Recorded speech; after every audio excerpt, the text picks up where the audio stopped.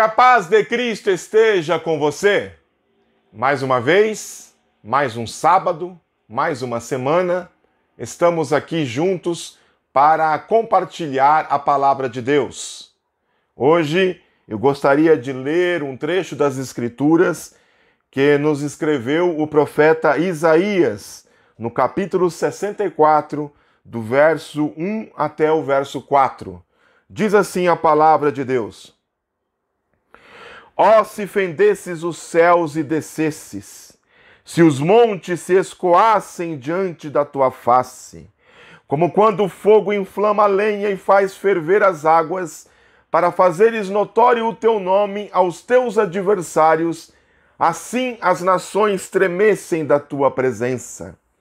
Quando fazias coisas terríveis que não esperávamos, descias, e os montes se escoavam diante da tua face. Porque desde a antiguidade não se ouviu, nem com o ouvido se percebeu, nem com os olhos se viu, um Deus além de ti, que trabalhe para aquele que nele espera. Amém.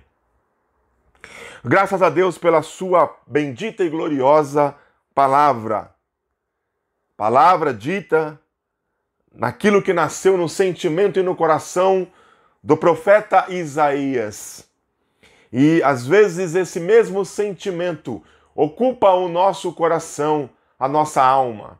Nós estamos diante de situações em nossa vida, sejam elas num contexto mais amplo, como por exemplo na economia, na sociedade, como nós temos visto esta guerra entre Rússia e Ucrânia, que tem afetado o mundo inteiro, subido os preços, afetado a inflação, e você fica incerto pelo futuro. Ou seja, num contexto mais íntimo, na perda de um emprego, num problema em seu relacionamento amoroso, em problemas institucionais com a igreja, em problemas de ordem psicológica, pessoal, existencial, seja lá qual for o problema, de que espécie de problema estejamos falando, às vezes o nosso desejo é dizer, como disse o profeta Isaías: ó, se fendesses os céus e descesses. Eu queria que o céu se rasgasse e que Deus descesse e colocasse em ordem todas as coisas, tudo aquilo que está errado no seu devido lugar, tudo aquilo que está fora de ordem, tudo aquilo que está bagunçado na nossa vida. Nós muitas vezes gostaríamos que Deus descesse e arrumasse a nossa bagunça, ou arrumasse a bagunça que estão fazendo em relação ao mundo que nós vivemos. Ó, se fendesses os céus e descesses. Quando Deus desce, alguma coisa acontece, para o bem ou para o mal. Quando Deus desce, nada fica no lugar, ou nada fica fora do lugar. Tudo se ajusta, tudo se apruma, tudo se ajeita, porque a presença de Deus, todas as coisas se curvam, todas as coisas se submetem. Mas quando Deus desce, isso pode gerar em nós mudanças. E, segundo o nosso ponto de vista, pode ser que as coisas melhorem ou piorem, dependendo de cada situação. Quando Deus desceu para ver aquilo que estava sendo feito lá na Torre de Babel, ele desceu para confundir a linguagem dos homens, para que cada um não entendesse o outro, para que os homens se espalhassem por sobre a face da terra. Quando Deus desceu para ver o pecado de Sodoma e Gomorra, porque o pecado tinha subido como um mau cheiro perante a sua face, e ele desceu para fazer juízo naquelas cidades. Quando Deus desceu para ver o sofrimento do seu povo no Egito, foi para a bênção do povo de Israel, embora que eles tiveram que passar ainda por muitos reveses antes de conseguir a tão sonhada liberdade, mas foi de maldição para o povo do Egito, para a nação egípcia, que foi deixada em total ruína, e o exército de Faraó afogado nas águas do Mar Vermelho. Então percebam que quando Deus desce, alguma coisa sempre acontece. No período em que Isaías escreve esse texto, diz os teólogos, os estudiosos, os historiadores, de que a terra, Israel, estava sob a regência do rei Manassés, o pior rei que já passou por Israel. O pior dos piores. E talvez foi esse sentimento que fez com que Isaías escrevesse o que escreveu. Deus desce na terra e coloca todas as coisas no seu devido lugar. Porque o trabalhar de Deus é diferente do trabalhar do homem. Nós queremos resolver as coisas num piscar de olhos, num estalar de dedos, mas Deus, ele é longânimo. Um dos seus atributos é a longanimidade. Sua palavra já diz que ele é benevolente, que ele é benigno e que ele não tarda a sua promessa, mas que ele tem misericórdia daqueles que o odeiam, daqueles que não querem nada com ele. Isaías continua: o fogo inflama a lenha. Hoje, em nossas casas modernas, nós acendemos o fogo do fogão num apertar de botão. O fogo é aceso porque o fogão é a gás. Mas na época bíblica, para que você pudesse fazer um fogo, você tinha que inflamar a lenha.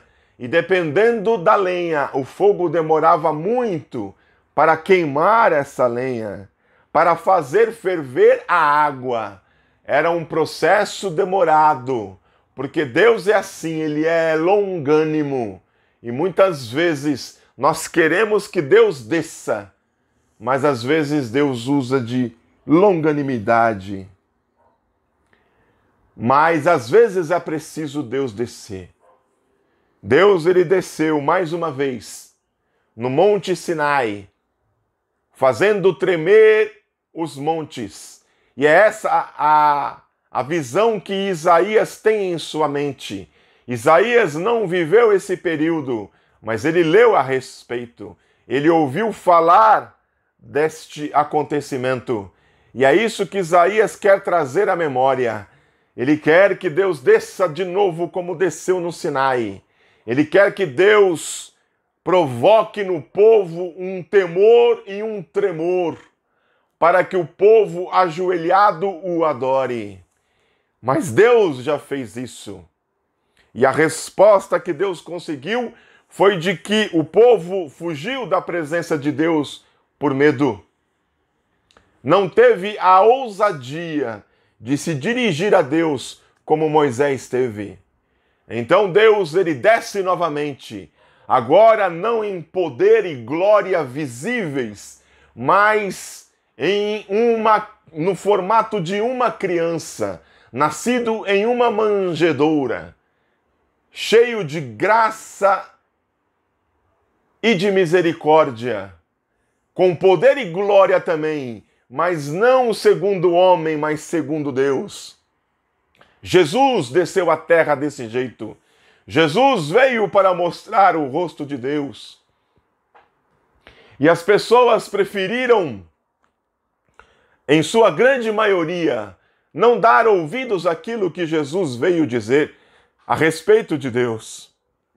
Pegaram ele e crucificaram em uma cruz romana. Mas Deus, pelo seu infinito poder, o ressuscitou dos mortos ao terceiro dia. E Jesus subiu ao céu e está assentado até hoje à direita de Deus. Bendito seja o nome do Senhor.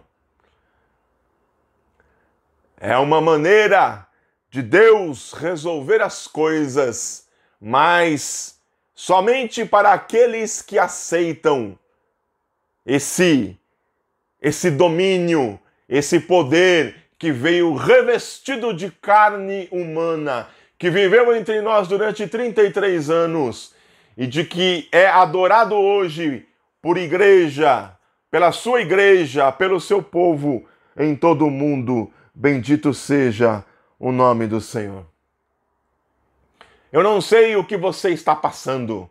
Eu não sei qual é a situação na sua casa. Se é falta de dinheiro, se o problema é financeiro, se o problema é familiar, é no seu relacionamento, é no trato com a sua esposa e com o seu esposo. Eu não sei se é na educação dos seus filhos, se é problema de doença, se é qualquer outro tipo de problema, se é psicossomático, se é espiritual.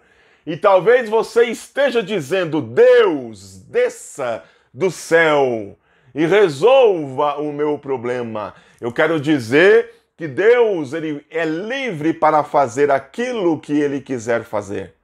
Nós precisamos ter fé. Há muitas pessoas que têm fé e dizem a Jesus, ou disseram a Jesus: vá até a minha casa curar a minha filha. E Jesus disse: eu vou. E Jesus foi. Mas existe uma outra espécie de crente, uma outra espécie de pessoa que chega até Jesus e diz a ele: eu não sou digno que tu entres em minha casa, mas dize apenas uma palavra e o meu servo ficará são. E Jesus se admirou da fé daquele personagem. Há pessoas que dizem a Jesus: eu creio, ajuda na minha incredulidade, que era o pai daquele filho possesso por muitos demônios. E Jesus responde a ele: se tu creres, é preciso crer. É preciso crer. Mas existe outro tipo de crente, existe outro tipo de pessoa que diz assim: se tu queres, tu podes limpar-me. Como no caso daquele leproso. E Jesus responde a ele: eu quero ser limpo. O que eu quero dizer com tudo isso? É que muitas vezes nós esperamos que Deus apareça no meio do nosso problema, com poder e glória, fazendo tremer o lugar, deixando notório de que é Ele ali a agir. Mas muitas vezes Deus age no silêncio, Deus age de uma maneira oculta, escondida, mas nem por isso nós podemos dizer que a presença dele não está ali. Deus desceu no Sinai para o povo e a voz dele foi audível perante todos aqueles que estavam vendo aquela cena.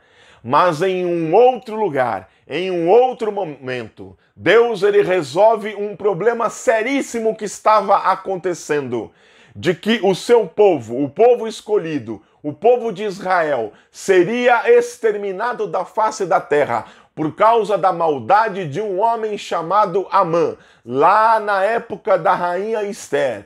E Deus, apesar de não ter o nome dele no livro, apesar de não se fazer menção de nome de Deus, ele está ali presente, ele está ali atuando, ele está ali conduzindo as coisas para o seu desfecho, para que as coisas tenham um fim segundo a sua bendita vontade. E assim foi, e Amã foi enforcado na forca que ele mesmo havia preparado para Mardoqueu.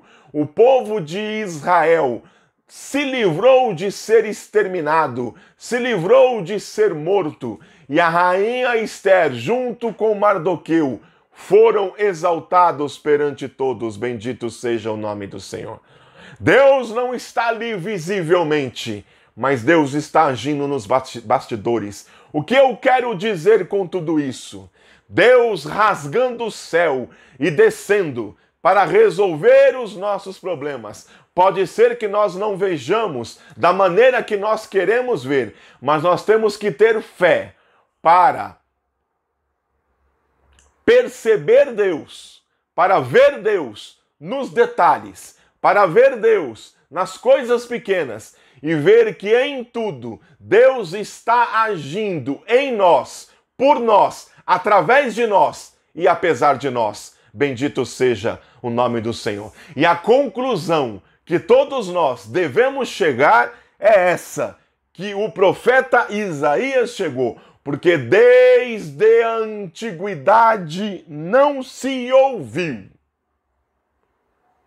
Não há notícia de um outro Deus que seja maior do que o nosso, de um outro Deus que seja melhor do que o nosso, de um outro Deus que seja mais poderoso do que o nosso. Nem com o ouvido se percebeu. Os nossos ouvidos precisam estar atentos, não a sons miraculosos, não a voz audível de Deus, porque provavelmente nós não ouviremos a voz audível de Deus em vida, mas nós temos a palavra de Deus, ao qual nós lemos, ao qual nós ouvimos, quando nos é pregada, e nós precisamos estar atentos àquilo que Deus está falando. Nem com os olhos se viu aquilo que os olhos podem ver. E mais uma vez eu digo, não olhos físicos e carnais, mas olhos espirituais, que enxergam o invisível, que enxergam aquilo que ninguém enxerga. Bendito seja o nome do Senhor. Um Deus além de ti, que trabalhe para aquele que nele espera. Nós precisamos ter ciência disso. O nosso Deus trabalha, o nosso Deus age, o nosso Deus opera. Para quem? Para aqueles que nele esperam. O segredo que Isaías descobriu é que a nossa fé, a nossa confiança precisa estar depositada aos pés de nosso Senhor e Salvador Jesus Cristo, que é Ele que trabalha por nós, que é Ele que intercede por nós, que é Ele que age através de nós pelo seu Espírito Santo. Bendito seja o nome do Senhor. E que nós devemos apenas esperar que o seu trabalho traga uma recompensa, o seu trabalho traga um fruto, o seu trabalho traga um resultado ao qual o seu nome será glorificado. Bendito seja o nome do Senhor. Eu não sei o que você está passando, mas eu sei que o trabalhar de Deus é para glorificar o nome dele e de que nós não ficaremos prostrados no caminho, nós não seremos derrotados, nós não seremos vencidos, porque nós fazemos parte do time vencedor, do lado vencedor. Nós fazemos parte do exército de Deus. Bendito seja o nome do Senhor. Deus trabalha por nós. Deus trabalha em nós. Deus trabalha através de nós. Deus trabalha apesar de nós. Mas o nosso trabalho é descansar nele, é esperar nele. Como diz um hino antigo que eu muito gosto, É meu, somente meu, todo o trabalho. O seu trabalho é descansar em mim. Que Deus abençoe a sua vida, em nome de Jesus.